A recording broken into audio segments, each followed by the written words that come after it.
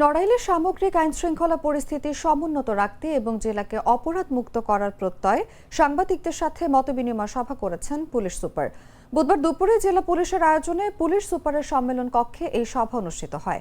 সভায় police super Abdullah Al Mamun এ সময় বলেন, সাংবাদিকরা সমাজের দর্পণ। পুলিশের একার পক্ষে সকল অপরাধ নির্মূল করা সম্ভব নয়। বস্তুনিষ্ঠ সংবাদ পরিবেশনের মাধ্যমে সাংবাদিকরা আইন শৃঙ্খলা রক্ষায় পুলিশকে তথ্য দিয়ে সহযোগিতা করেন। তবে নড়াইলকে একটি আদর্শ ও নিরাপদ জেলা হিসেবে গড়ে তোলা সম্ভব হবে। জেলায় মাদকের বিস্তার রোধ এবং উদীয়মান কিশোর গ্যাং কালচার বন্ধে পুলিশের জিরো টলারেন্স নীতির কথাও জানান তিনি। পাশাপাশি শহরের যানজট নিরসন এবং অবৈধ যানবাহনের বিরুদ্ধে নিয়মিত অভিযানের বিষয়ে এ সময় আলোচনা করা হয়। অন্যান্য যে কোনো জেলার তুলনায় খুবই ভালো আছে বলে আমি মনে করি। আমি আর কিছু বলতে চাই না স্যার। গ্লিটারের টুইন লেমন ও অ্যান্টিব্যাকটেরিয়াল ফর্মুলা বাসনকে চকচকে জীবাণুমুক্ত করে আমাদের দেয় গ্লিটার গ্যারান্টি।